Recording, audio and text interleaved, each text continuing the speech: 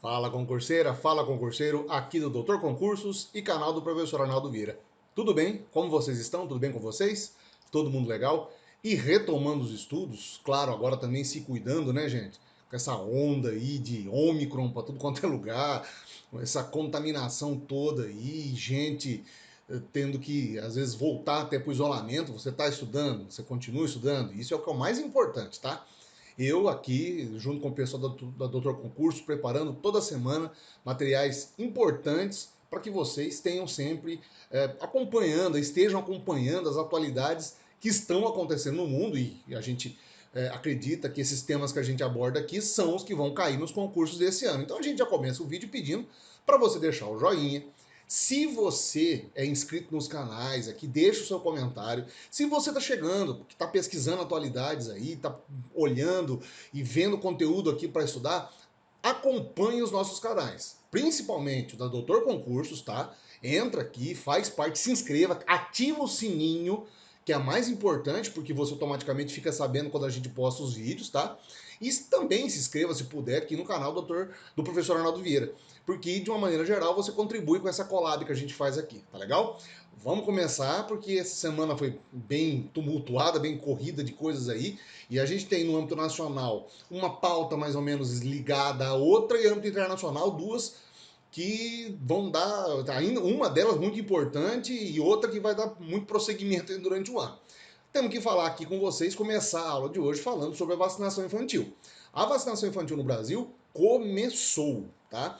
Desde, na verdade, a sexta-feira da semana retrasada, que começou a ter a vacinação em larga escala no estado de São Paulo. Principalmente no estado de São Paulo houve uma concentração, aquele menino indígena foi o primeiro que foi vacinado, mas agora a campanha, desde a segunda-feira da semana passada, começou com força total, as doses já chegaram e as crianças começaram a ser vacinadas. É claro que há algumas coisas que você precisa saber para prestar os concursos e para saber sobre esse assunto. Tá? Primeira coisa, quem está sendo vacinado agora são as crianças com comorbidades, ou seja, não é para todas as crianças que estão sendo liberadas as vacinas agora. São aquelas crianças que possuem algum tipo de comorbidade, diabetes, hipertensão, crianças com algum tipo de deficiência, os indígenas, as crianças que moram às vezes com pessoas que são pessoas de idade e que fazem parte de um grupo de risco altamente suscetíveis à doença, pessoas também que possuem comorbidades, os adultos que possuem comorbidades, por exemplo, que moram com crianças, porque as crianças acabam sendo assintomáticas. Então, nesse primeiro momento, estão sendo vacinadas as crianças que possuem comorbidades. Passada essa fase inicial, então vão começar as crianças sem comorbidades, mas em ordem decrescente de idade. Primeiro as crianças de 10 a 11, depois de 8 e 9, 6 e 7 e, por fim, as crianças com 5 anos, tá? Também, no meio da semana passada, a Anvisa fez a liberação da Coronavac. Lembrando que, no primeiro momento, essas vacinas que estão sendo aplicadas agora nas crianças são a vacina da Pfizer. Mas, lembrando, é aquela vacina modificada, a vacina pediátrica da Pfizer. A Coronavac, que foi liberada pela Anvisa na semana passada, não. É a mesma Coronavac aplicada em adultos, é a mesma que vai ser aplicada também nas crianças. O esquema vacinal permanece o mesmo para os adultos. São 2 doses, a princípio, com dose de reforço aí recomendada para 8 semanas. E a Coronavac, ela vai ter um plus. Na verdade, não é um plus, né? Uma observação. Ela foi liberada pela Anvisa para a vacinação de crianças e adolescentes, porém, as crianças e adolescentes que não são imunossuprimidas. Crianças que passaram por algum tipo de câncer, pessoas que têm algum problema no sistema imunológico, a Coronavac não é recomendada para elas. O que é recomendado é a vacina da Pfizer para esta faixa de pessoas, de crianças, que possuam algum tipo de imunossupressão. O importante é frisar que a vacinação está acontecendo, então agora, para as crianças. Não quer dizer que a fase adulta está sem vacinação, não. Isso entrou em paralelo ao Plano Nacional de Imunizações, tá? Então agora as duas vacinações vão acontecer, estão acontecendo em paralelo. As diferenças são essas que eu disse para vocês. A vacina da Pfizer tem uma diferencinha, ela é feita para o modelo pedagógico, para o modelo, digamos assim, vamos, pediátrico, não pedagógico, pediátrico, o modelo para as crianças, desenvolvido para as crianças, e a da Coronavac, que pode agora também ser aplicada nas crianças e adolescentes, é um modelo normal que nós estamos tomando, que todos os adultos tomaram, tá? É importante frisar que, é claro, os dados dessa vacinação infantil mostram, nos apontam que a Covid, por exemplo, é hoje a principal causa de óbitos de crianças. Então, por isso que esse público tem que ser vacinado com certa urgência. Então, é importante você saber disso, frisar. Pode ser que isso seja questionado para você, esses detalhes, essas nuances das questões sejam perguntadas para vocês, então você tem que estar preparado para responder isso aí nos concursos, tá? Na esteira disso, veio também a informação de que os carnavais, os desfiles de carnaval do Rio de Janeiro e São Paulo foram adiados, não foram suspensos, foram adiados. 2021 nós tivemos a suspensão, sim. Não houve desfile em 2021. Até porque nós estávamos naquela situação. Estava começando a vacinação, ainda não havia nenhum tipo de dado mais preliminar e todo mundo ainda estava naquela questão de isolamento em grande parte, né? Mas agora para 2022, então o que se esperava era que não, se não houvesse essa segunda onda, terceira, quarta, quase que nós estamos vivendo, né? Se não houvesse, os desfiles de rua estariam liberados. Estavam até trabalhando com a questão da utilização do passe vacinal, do passaporte da vacina para adentrar os sambódromos, isso inclusive para os foliões e para as pessoas que iam desfilar.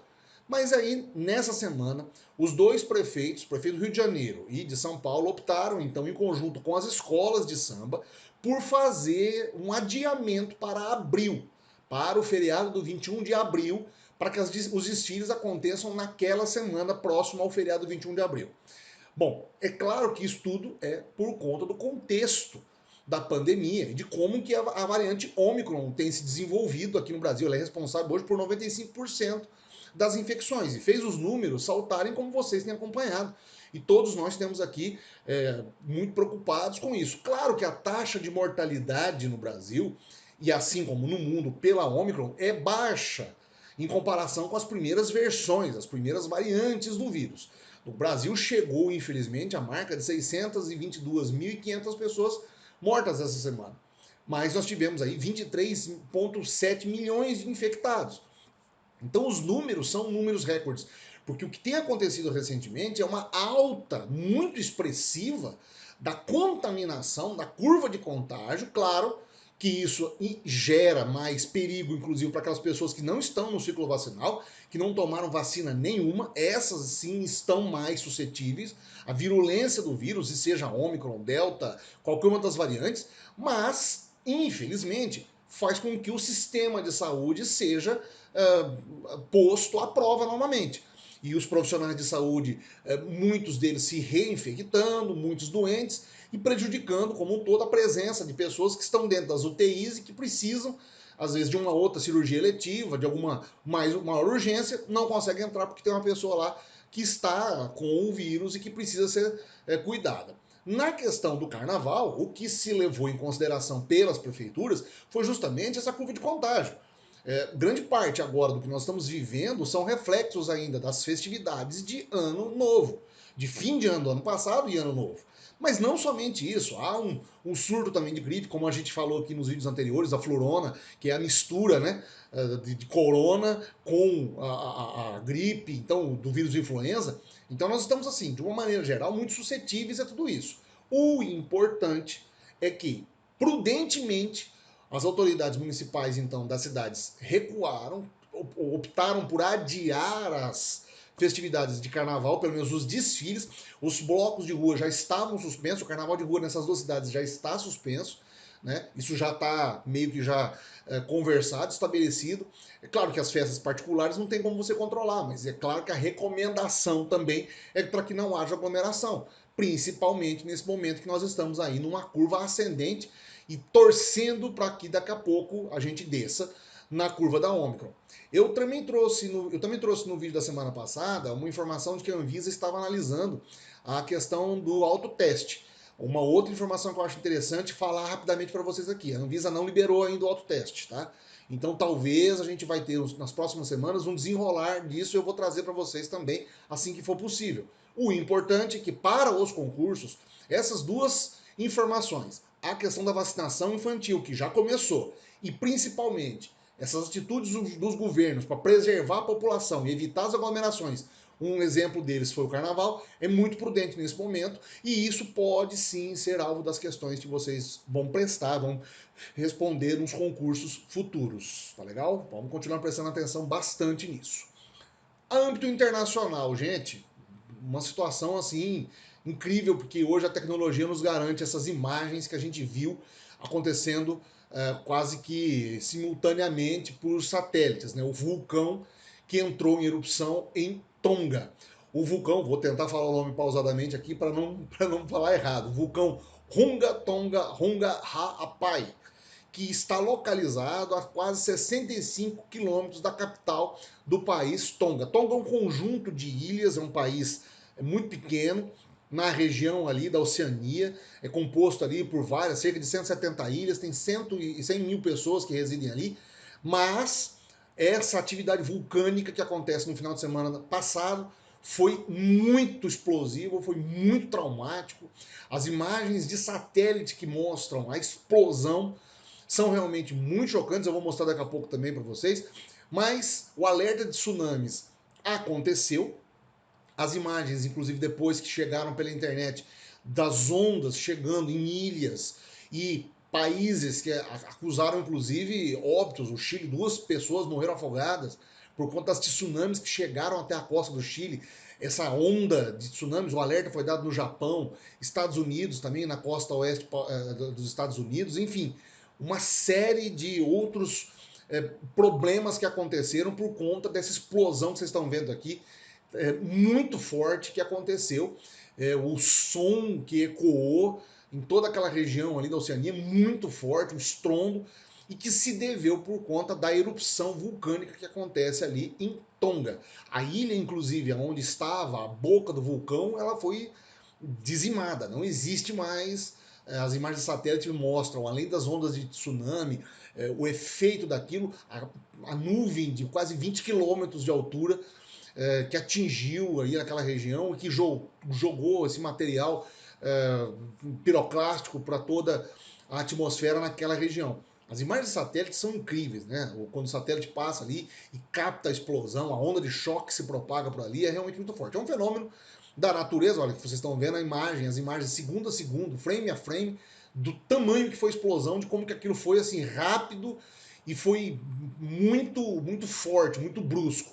Os geólogos têm dito exatamente que essas explosões a cada 900 anos estão acontecendo naquela região. E lembrando que toda aquela área, a famosa cintura, é o cinturão de fogo do Pacífico, que faz um formato quase de ferradura, porque é a junção de placas tectônicas que estão ali em movimento, que fizeram a pressão chegar a um nível incrível e aquilo chegar a uma erupção monstruosa como foi aquilo, que o impacto é sentido inclusive por outros países. A Austrália, que é um dos mais próximos ali, já enviou missões de amparo ao país. Essas missões chegaram no meio da semana, os aviões com alguns carregamentos, mas que chama a atenção pela força do impacto e como que aquilo, de uma maneira geral, é imprevisível, né? Por mais que você tenha laboratórios ou laboratórios sísmicos que estudem essa atividade, é imprevisível nessas regiões. E as cenas que a gente acabou vendo aí de pessoas tentando fugir das ondas de tsunami, outros casos, como aquele do nadador que ficou quase 28 horas em pleno mar nadando para tentar se evitar ser levado pelas ondas de tsunami para dentro do país. O caso dessa senhora, dessa moça que acabou de aparecer, que também foi uma das vítimas das ondas de tsunami, que ela tinha uma pequena pet store também ali. Então, há todo um envolvimento da comunidade ali naquele momento, daquela comunidade da Oceania, mas que nos leva à reflexão de como que a força da natureza é algo imprevisível e essas situações são muito delicadas, essas áreas de risco, para falar a verdade, principalmente por conta das erupções vulcânicas, são imprevisíveis. Esse caso de Tonga é um caso é uma situação ainda que está sendo avaliada, todo o dano no país, né? O país já passa por alguma dificuldade até por conta do meio ambiente, mas essa junção dessas placas tectônicas naquela região fazem com que o abalo sísmico seja muito forte e por mais que ele seja no oceano, o vapor em contato com a água faz com que haja uma explosão muito grande, porque a troca de temperaturas é muito imediata e aquilo lança material para toda a atmosfera. Então ainda é algo, pode até ser bonito de se ver, mas é muito assustador e é algo que a gente tem que trazer para vocês aqui por conta dessa erupção e dos estragos ambientais que aquilo são gerados. É claro que não tem um efeito, olha, mas isso foi causa humana. Não, talvez não seja isso englobado nos concursos, não é esse o ponto.